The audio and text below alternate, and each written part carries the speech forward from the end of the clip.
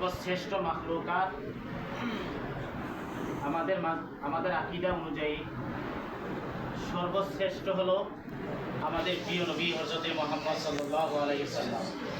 শুধু তাই নয়, নবী করিম সাল্লাল্লাহু আলাইহি সাল্লামের মাজলিসের পরে মর্তবার পরে, সাহাবায়ে কেরামের মর্তবার পরে পরবর্তী ধাপে সবচেয়ে খাইরে উম্মত যাদেরকে কোরআনের মধ্যে আল্লাহ সুবহানাহু ওয়া তাআলা বলছেন, ওই খাইরে উম্মতের জামাত হলো এখানে যারা বসা আছে এই সমস্ত ছোট ছোট মাসুম বাচ্চাগুলো।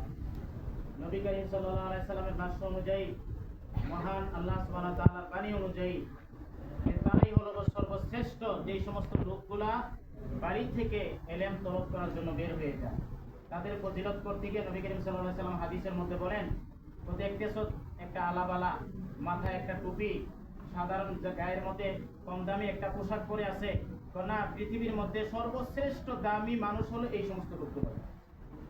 শুধু তাই না, আল্লাহ সুবহানাহু ওয়া তাআলা বলেন, আমার আসমানের এবং জমিনের যে নূরের তৈরি ফেরেশতাগুলো আছে, ওই নূরের তৈরি ফেরেশতাগুলা তাদের ইজ্জত এবং সম্মানে, তাদের মাগফিরাতে তাদের পায়ের নিচে নূরের পর্দার ডানা বিছাইয়া দেয়।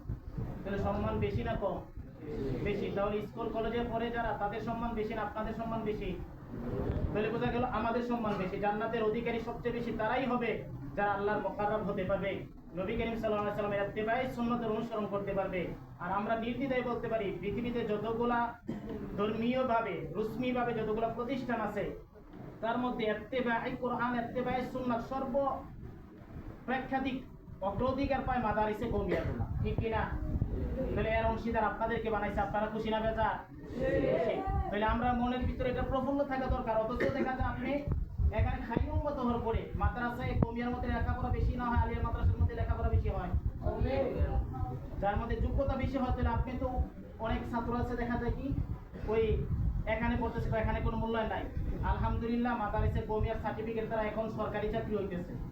কিছুদিনের ভিতরে স্কুল কলেজের মধ্যে শিক্ষক আগে থেকে ঢুকাইতেছে, এখন ঢুকাইতেছে। তাহলে বোঝা গেল মূল্যায়নের দিক থেকে, দুনিয়াবি মূল্যায়নের দিক থেকে কোনো দিক থেকে কম নয়।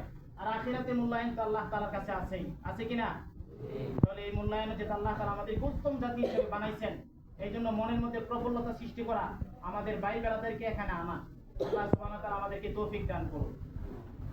যেটা একটা মাদ্রাসা প্রাতিষ্ঠানিক বিষয়, এখানে কিছু মাদ্রাসার প্রাতিষ্ঠানিক বিষয় হিসেবে সব জায়গাতে একটা ইউনিফর্ম থাকে, একটা কানুন থাকে, একটা নিজাম থাকে।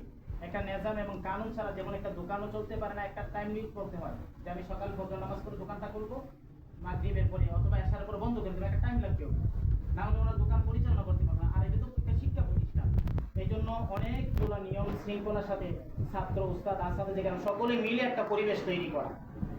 ইনশাআল্লাহ দীর্ঘভাবে আমাদের সামনে আলোচনা করবে, যদি রাখতে এই সবক ধীরে ধীরে আলোচনাগুলো আপনারা শুনবেন। তবে কয়েকটা জিনিস যেটা না বললেই না, এটা বলে দিতেছি। আমাদের হেফজ বিভাগে যারা গত বছর পড়েছেন, ভালো করে শুনেন, আলহামদুলিল্লাহ সমস্ত মাদ্রাসা থেকে আমাদের এখানে বোর্ডিংয়ের খাবার মান আলহামদুলিল্লাহ সর্বোচ্চ। আমরাও যখন বিভিন্ন বড় মাদ্রাসায় পড়েছি, তখন ওই প্রতিষ্ঠানেও আমরা দেখেছি সকালবেলা শুধু ডাল দিত।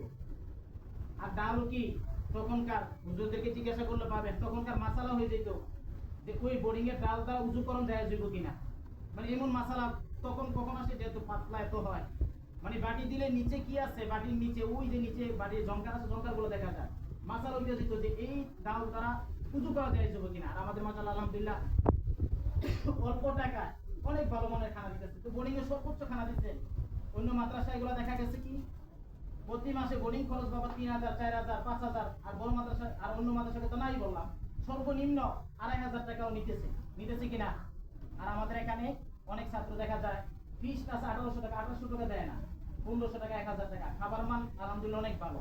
আমাদের এখানে পুলটি দেওয়া না, পুলটি দেওয়া হয় ওই খাসি নাইলে গরু গোশত। তাহলে খাবারও মানও ভালো, লেখাপড়ার মান আলহামদুলিল্লাহ সর্বোচ্চ। মানে আমাদের ছাত্রদের মেজাজ অনুযায়ী এবং আমাদের ছাত্রদের যে মেধা শক্তি আছে, ওই মেধা শক্তি আলহামদুলিল্লাহ আমাদের রেজাল্ট আমরা বলতে পারি সর্বোচ্চ।